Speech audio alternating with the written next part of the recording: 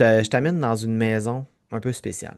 C'est une maison où il y a une collection spéciale. Tu sais, des fois, les gens ils ont des collections bizarres, là, des cuillères, des tasses, des canards en plastique, je sais pas trop quoi, là. Dans cette maison-là, il y a une collection de poupées de clowns.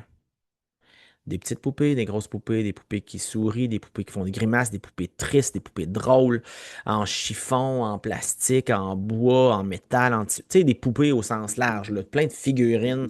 C'est toutes des clowns!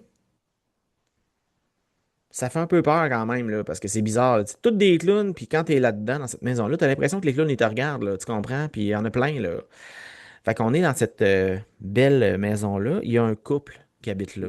Deux jeunes parents. Ils ont un bébé, là, ça fait pas très longtemps.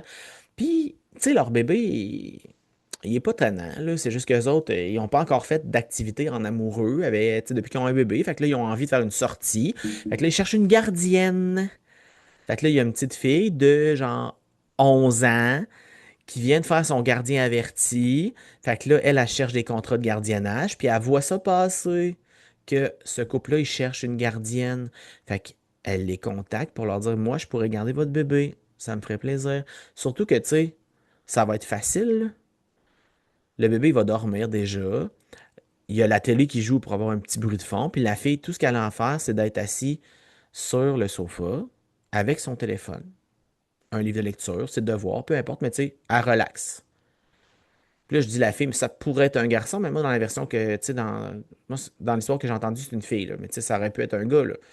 Euh, fait que c'est facile. La personne, elle fait ça gratuit chez elle, relaxée, sur le sofa avec son téléphone dans les mains ou en lisant un livre ou facile, là.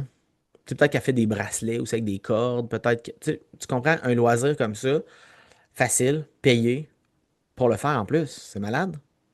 Fait que la jeune fille, elle arrive là, puis ils font faire la visite. Puis là, elle est comme, wow, il y a beaucoup de clowns ici. Fait que là, les parents lui disent, oui, justement, la collection de poupées, c'est une collection. Ça vaut super cher, OK? Donc, il y a une seule règle. Touche pas aux poupées de clowns. C'est beau. Ils s'en vont.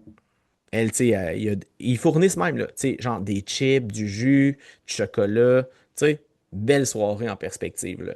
Fait qu'elle s'installe sur le sofa, elle fait du téléphone, c'est ce qu'elle choisit de faire, donc elle regarde des vidéos TikTok, des trucs comme ça, avec plein de poupées qui la regardent, tu sais. Puis là, elle est de moins en moins à l'aise. Elle a l'impression que les poupées la fixent, tu sais, c'est des poupées avec des gros yeux brillants un peu, là. Il y en a une qui la dérange plus que les autres. C'est une poupée qui est à côté du sofa, et elle est grandeur adulte.